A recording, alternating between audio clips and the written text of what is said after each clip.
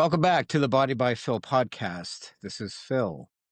Today, I want to talk about how I traded a bottle for a barbell and how it changed the course of my life. Now, as you know or may not know, I suffered from a over 20-year alcohol addiction that on several occasions nearly ended my life through a battery of health issues, largely based on the over alcohol consumption and poor diet habits, very bad eating habits. My body was in the state of shutting down. I was massively obese and had shot up to well over 305, 310 pounds. And I knew that it was time to make a change. Okay. For me, I went into this transformation by wanting to get physically fit, and I turned to a gym and hired a personal trainer to help me create some new lifestyle habits. When I say that I traded in a bottle for a barbell, that metaphor, really all that means is,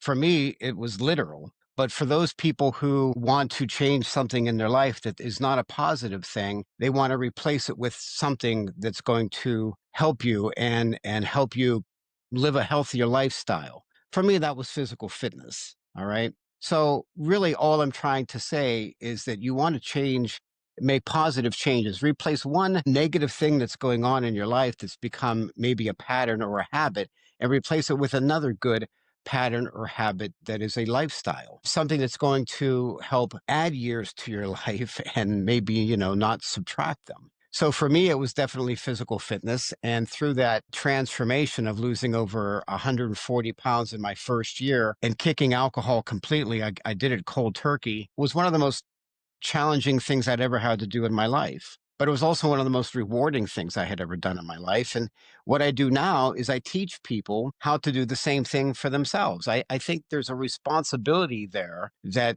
not just that I survived the drug and alcohol and overeating for so many years, but that I am now able to share these life experiences with other people who may feel like they can't do it. Okay. I was one of those people. I thought, well, I think I'm too far gone. I've been drinking all my life. I've never really worked out and I'm so overweight and heavy. I think maybe this is all there is for me. This is as good as it's going to get, and it probably won't ever get any better. And as good as that was, it wasn't very good at all. And finally, through, the major health scares, and because I had a young son who I didn't want to leave fatherless, I knew that it was time for that change. I call it a moment of revelation. And I think everybody at some point in their life, hopefully, if there's something that you want to change, some kind of addiction or some sort of adversity that you're trying to battle, maybe you've battled it your whole life. Maybe you've tried to kick these habits, but you couldn't do it. Finally, you get to a point in your life where it's kind of that hand slam down on the table. I've had enough type of a moment. It could be brought on by any sort of variable in your life. For me, it was not wanting to leave my son. But when you have that moment of revelation and you know in your heart that the change is now, then you have to be prepared to go all the way with it at any cost. I knew that people used to tell me all the time, they'd say, Phil, you are going to the gym 6 and 7 days a week. You're going to burn yourself out. You're going to kill yourself. They had no idea what my life was like before I decided to get serious and take that commitment. I wasn't going to die in a gym. I was going to die if I didn't do things that were keeping me from fitness and from a gym. So I knew that my current lifestyle change, habits had to change in order for me to make room for the new and improved ones. And I think, we all go through this back and forth in our head. I did for years, where I'd say, especially hungover, I think this happens a lot. You drink too much, you get hungover, and you say, you know what?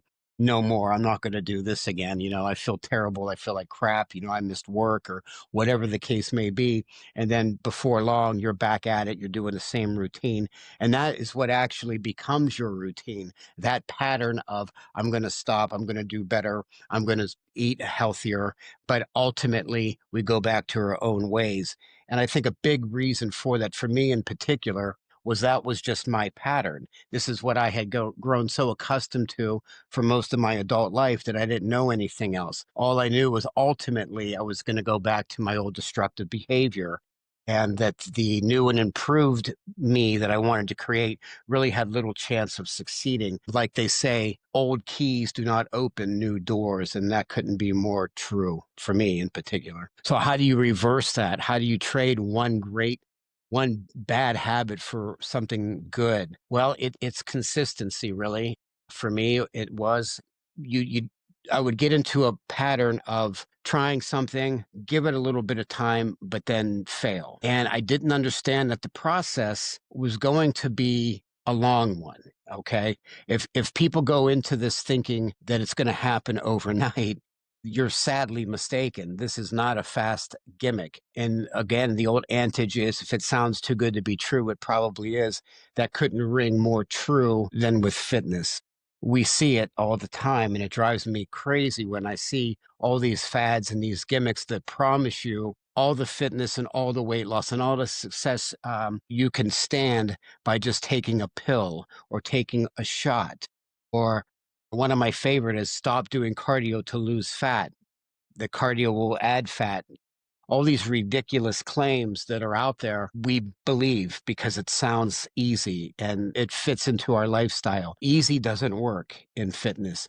Fitness takes a tremendous amount of dedication and hard work, but it's not for nothing. And it's what I try to instill in my clients is there's something very rewarding for you in it. Your hard work, your sacrifice, and your efforts are rewarded by your goal and your success.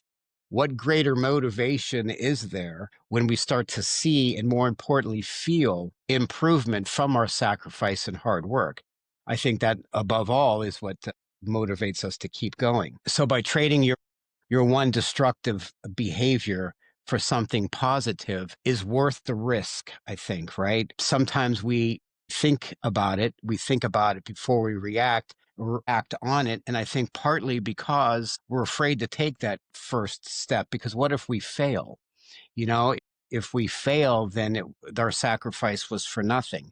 But you have to understand that failure, especially as it pertains to fitness, is a part of the journey. It's probably one of the few sports, and I'm going to call it that, activities that failure is actually used as a positive. When we push our muscles to the point where they can't take it anymore and we've overloaded them, that's failure. But we learn from that. We get stronger from that failure.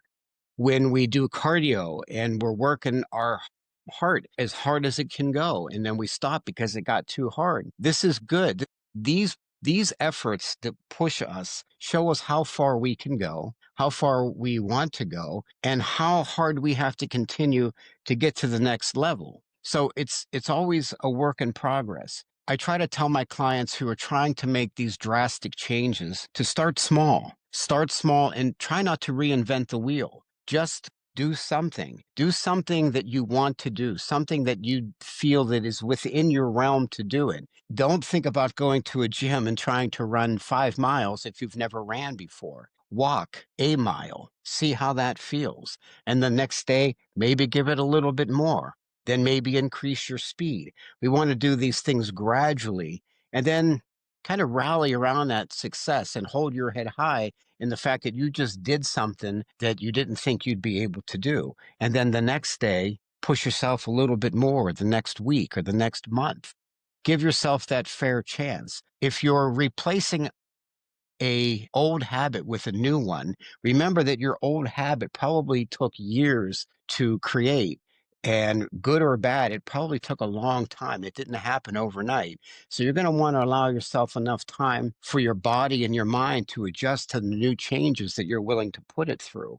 Again, the biggest thing I see where people go wrong is they try to do too much too soon. This really resonates with the New Year's resolution crowd. They come in and they've blown the whole year waiting for that magical January 1st day where their entire lives are going to change. And that's a great idea, except they come in with really unrealistic expectations and goals. They want too much too fast. This is why it only usually works about 2 weeks.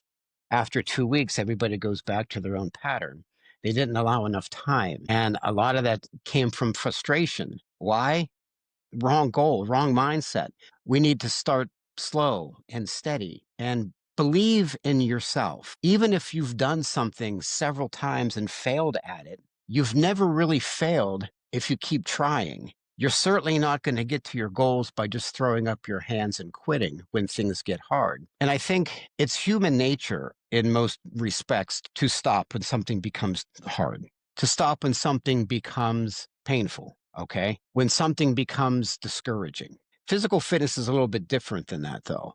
Physical fitness, the really good, fun, and exciting things really start to happen right at the moment where you want to quit, but something in you says, no, I have a little bit more in me. I can push myself a little bit more. Maybe it's just a few more steps on a treadmill. Maybe it's just one or two more reps under a bench press. Whatever. You just push yourself just that little bit more. Sometimes you surprise yourself. You're really kind of shocked. Wow, look at what I just achieved. I didn't even know if I could do this at all, let alone do it over and over and over again. So give yourself a fair amount of time. Be very patient. And above all, be consistent. Don't be afraid to take the risk. If you try and fail, at least you tried. And then you get back up and you try again. And you continue to try until you do it, until you win. People say you shouldn't live in regret. Well, I regret wasting 20 years of not believing in myself and not taking that chance. I think regret is okay in a lot of ways, because regret means I look back and wish I would have done something a little better. It means I care about where I am and how far I came out of that old destructive me and how I don't ever want to go back to it. So once you reach your goal, you'd want to look back and say, look how far I've come. I've really accomplished some major things. And it can become a real source of inspiration for other people who witness your journey, who may be quietly thinking to themselves the same things you did about wanting to be better, wanting to do great things, but not having the courage or the knowledge or the belief in themselves to do it. So my best advice to you, trade in whatever it is that is bothering you, that you're not happy with in your life, that you want to replace. Find something that you want to do for you, just for yourself, and have the courage to take that first and very important step. Thank you for listening to Body by Phil.